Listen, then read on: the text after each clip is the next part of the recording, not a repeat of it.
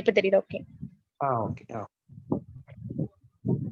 நீங்க பிரசன்ட் பண்ணுங்க, நான் சேஞ்ச் பண்றேன்.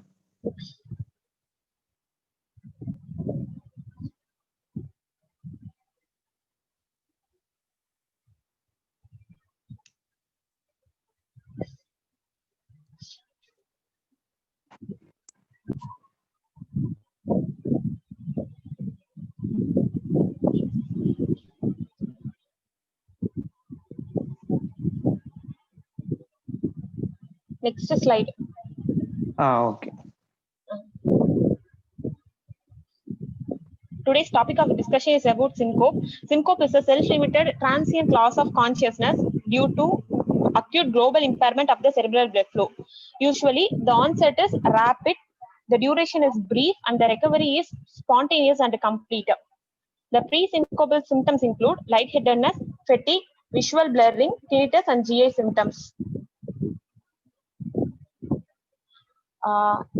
Usually, there is a pre-syncope symptoms followed by syncope and post-syncope. The pathophysiology includes when a patient is in upright posture, there is a pooling of about 500 ml to 1 liter of blood in the lower limb. This in turn causes decrease in venous return, in turn causes decrease in cardiac output. This leads to decrease in blood pressure. Decrease in blood pressure causes stimulation of the baroreceptors in the carotid sinus and aortic arch, which in turn causes increase in sympathetic drive and a decrease in vagal tone, which causes increase in peripheral resistance and increase in venous return. If this response fails, it results in syncope. The baroreceptors are related to the nucleus tractus solitarius in the medulla via the glossopharyngeal and vagus nerves. A decrease in arterial pressure unloads the baroreceptors. The terminals of the afferent fibers of glossopharyngeal and vagus nerves that are situated in the carotid and carotid sinus and aortic arch get stimulated. This leads to reduction in the afferent impulses that are relayed from these mechanoreceptors through the glossopharyngeal and vagus nerves to the NTS in the dorsomedial medulla. The reduced baroreceptor afferent activity produces decrease in vagal nerve input to the sinus node that is mediated via the caudo-ventral ventrolateral nuclei in the medulla.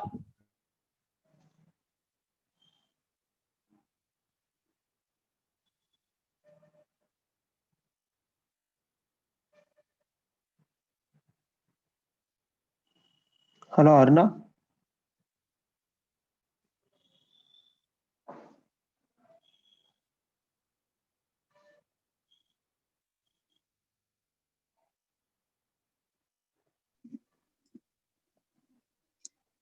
Hello, Arna. Of syncope include neurally mediated syncope, orthostatic, and cardiac syncope. Neurally mediated syncope is the most common cause of syncope. It is predominant in females when compared to males.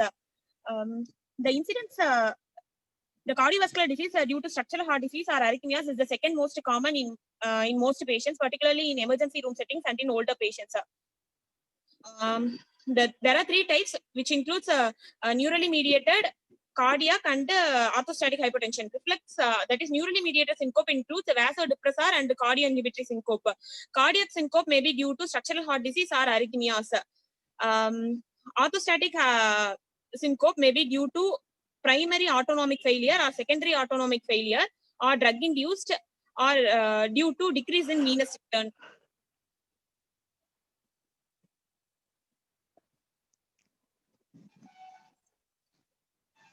Next slide.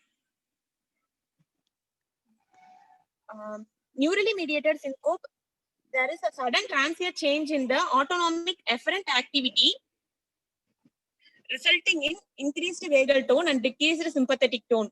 There are two types of neurally mediated syncope, vasodepressor syncope and cardioinhibitory syncope. In vasodepressor syncope, there may be sympathetic vasoconstrictor failure, whereas in cardioinhibitory syncope, there may be increased vagal tone causing bradycardia and asystole. The common provocation includes motionless upright posture, warm ambient temperature, intravascular volume depletion, alcohol, anemia, and intense emotion and pain. Two main causes of neurally mediated syncope includes vasovagal, the most common, which is provoked by fear, pain, anxiety, intense emotion, sight of blood, unpleasant sights, odors, and orthostatic stress. And special type of syncope includes situational syncope, which may be cough-related syncope, post-micturition syncope, swallow syncope, or due to carotid sinus sensitivity or carotid sinus massage. The features of neurally mediated syncope includes dizziness, lightheadedness, fatigue, pallor, diaphoresis, palpitations, nausea, hyperventilation, and yawning. During the syncope, there may be proximal and distal myoclonus, roving eye movements, grunting, moaning, and snorting.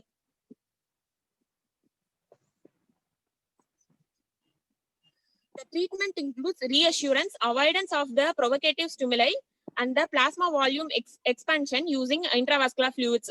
The intravascular pressure can be increased by isometric counter pressure maneuvers like leg crossing and hand grip. Rarely, drugs can be used, which includes fludrocortisone, vasoconstricting agents, and a beta adrenoreceptor antagonists. Next is orthostatic syncope.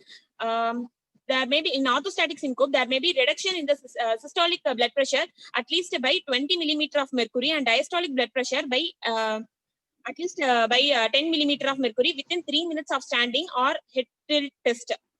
If it is beyond 3 minutes of standing, it is called a delayed orthostatic hypotension. If it occurs within 3 seconds of standing, it is called initial orthostatic hypotension. Orthostatic syncope is most commonly due to autonomic failure. Autonomic failure can be primary or secondary. Primary autonomic failure may be due to Lewy body disease like Parkinson's, Lewy body dementia, or due to multiple system atrophy. Secondary autonomic failure includes diabetes, amyloidosis, hereditary sensory and autonomic neuropathies. Autoimmune autonomic gangliopathy, Sjogren's syndrome, HIV neuropathy. There may be postprandial hypotension, or it may be due to drug-induced causes or due to volume depletion due to diuretics use. Drugs causing orthostatic hypotension includes alpha blockers, vasodilators, tricyclic antidepressants, and phenothiazines. Volume depleting conditions like diuresis, hemorrhage, vomiting, diarrhea, decreased fluid intake also causes orthostatic hypotension. The features of orthostatic hypotension includes lightheadedness, dizziness, pre-syncope following sudden posture change. There may be neck pain. Neck pain may be suboccipital, post-cervical, and shoulder region. It is commonly called coat hanger headache. There may be associated visual blurring and orthostatic dyspnea. The treatment include non-pharmacological measures such as staged moves from supine to upright posture, intravascular pressure increasing exercise, isometric counter pressure maneuvers like hand gripping and leg crossing, increasing dietary fluid intake and salt intake. Drugs include fludrocortisone, midodrine, pseudoephedrine, and if there is intractable symptoms, pyridostigmine, yohimbine, desmopressin, and erythropoietin can be tried. Next is cardiac syncope. It may be due to arrhythmia or structural heart disease. Syncope due to bradycardia or asystole is called Stokes-Adam attacks. Structural heart disease causes, if it is aggressively treated with diuretics, inappropriate vasodilatation may be lead to orthostatic hypotension. In cardiac syncope, treatment of the underlying causes relieves the syncope symptoms. Most common arrhythmia causing syncope is sinus nodal dysfunction or atrioventricular dysfunction, supraventricular tachycardia, tachyarrhythmias, inherited channelopathies. Structural heart disease includes valvular heart diseases, myocardial ischemia, obstructive and other cardiomyopathies, atrial myxoma, and pericardial effusions and tamponade. All this causes decrease in cardiac output, which in turn causes a decrease in cerebral blood flow.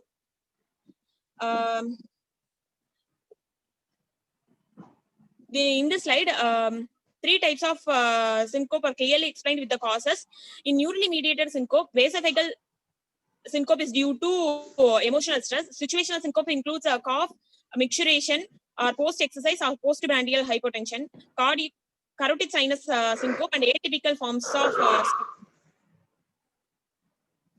orthostatic hypertension may be due to primary autonomic failure, which may be due to multiple system atrophy or Parkinson's disease. Secondary autonomic failure may be due to diabetes, amyloidosis, uremia, and other spinal cord injuries. Drug-induced may be due to alpha blockers, vasodilators, or diuretics, tricyclic antidepressants, and phenothiazines.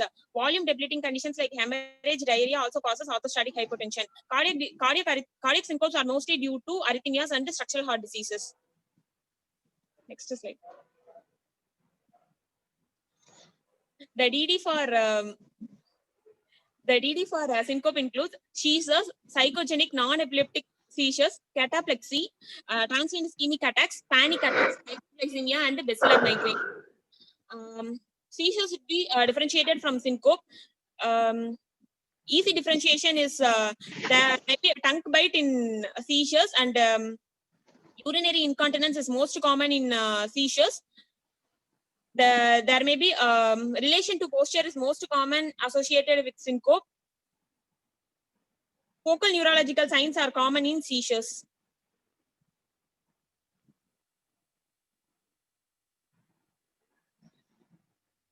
Approach to syncope starts with the history. We should first ask about the precipitating factors, posture, onset, and duration and recovery. Observers should be questioned about the clonic movements, color changes, diaphoresis, pulse, respiration, urinary incontinence, and the nature of orthostatic drop of blood pressure should be noted. Pulse should be noted as arrhythmia is one of the cause for syncope. Carotid sinus massage, hematocrit, blood glucose, and ECG should be monitored. Continuous ECG monitoring like a Holter monitoring, looped recorders, and exercise testing can also be used. When attacks of syncope are precipitated by exertion, it usually suggests cardiac etiology.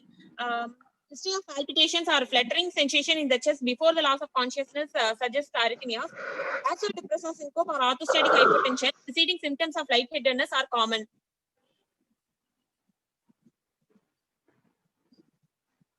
San Francisco syncope rule.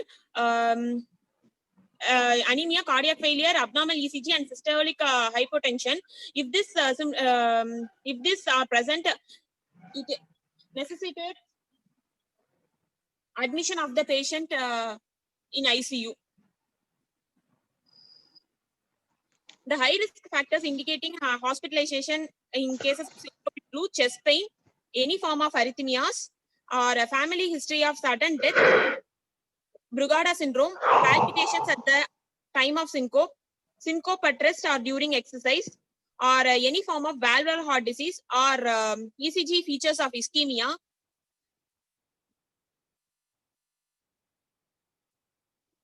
Thank you.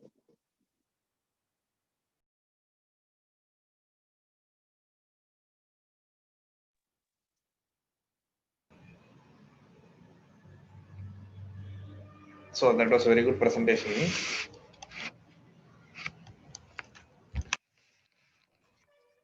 Hello. So basically the take home message of this class is you just have to ensure that it is a syncope. That is the final take home message is first you have to make sure the patient is having only a syncope. So how do you know it is only a syncope? You just ask the history. Most important thing is history from the bystander is important. It is not the history from the patient. Okay. So Magesh, the DD for syncope. Yeah.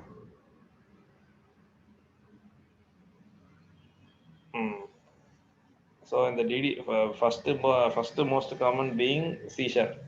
Okay, syncope. ரெண்டாவது psychogenic non-epileptic seizures வந்து PNED. So அடுத்து cataplexy, TIA, panic attacks, hypoglycemia and basilar migraine. So இதில் எது ரொம்ப important?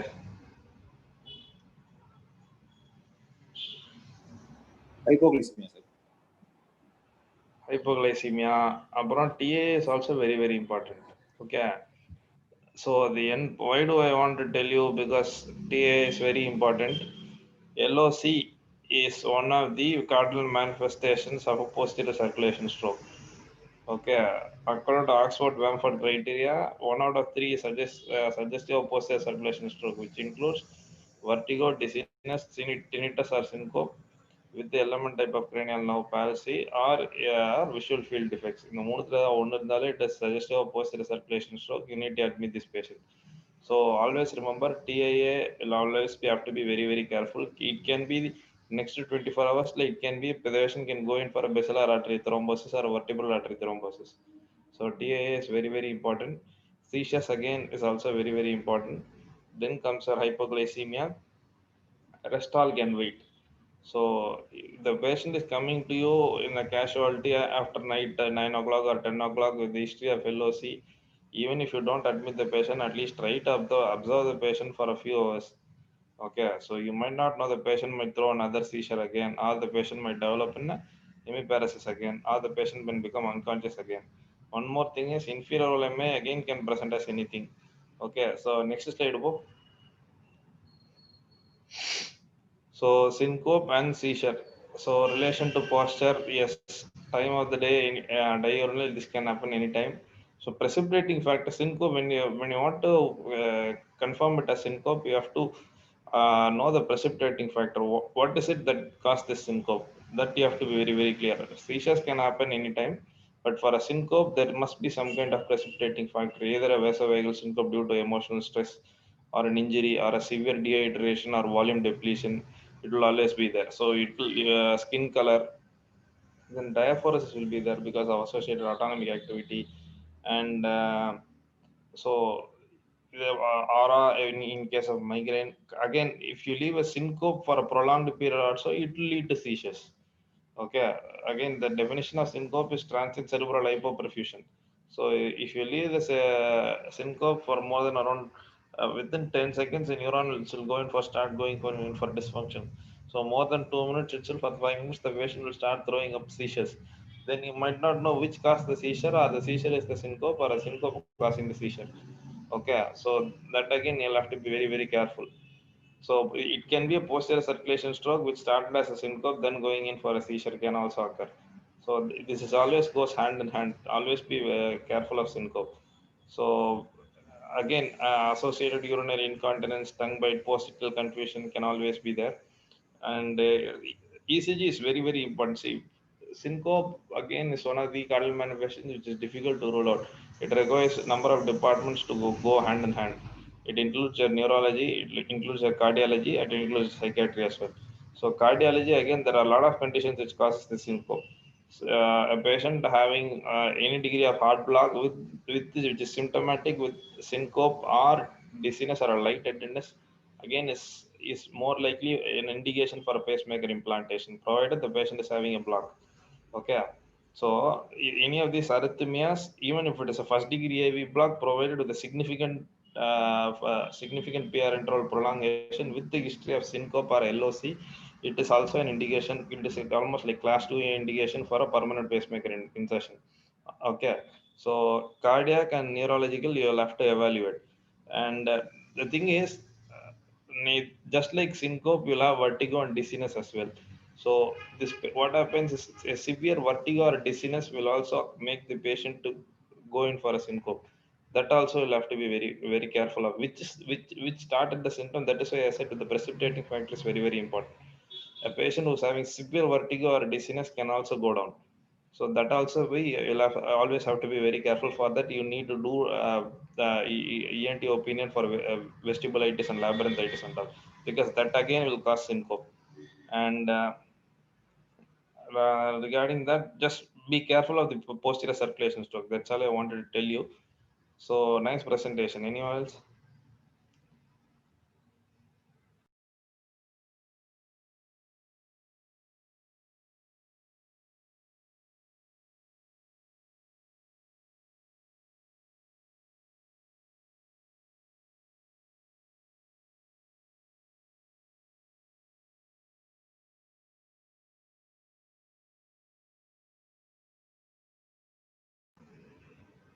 Anyone else wants to say anything? Sriri? Sir, Adan sir, same thing. Vertigo can cause syncope. Drop attacks can occur. Vertigo has to be ruled out. And cardiac syncope will be usually associated with palpitations. Vasovagal also can be, but very commonly cardiac syncope will be associated with palpitation, and cardiac syncope due to structural cause will be always exertional, sir. After yes. exertion, patient faints. It points towards a structural heart disease. Yes, he's correct. So that is why we said he's correct. So that is why we said the precipitating factor is the one which is important. So always Got it. ask what was the patient doing before the syncope during the onset of syncope. Okay, so that is what gives you the diagnosis of whether it is syncope. If so, then what caused the syncope. So always try to know what was the precipitating factor. So ask the patients attend bystander. That is very very important. Okay, regarding seizure, syncope, LOC, dizziness, giddiness, you need the bystander's history, which is very very important. Without the bystander, do not make the diagnosis. Okay, so that's it. Then thank you. Thank you, sir.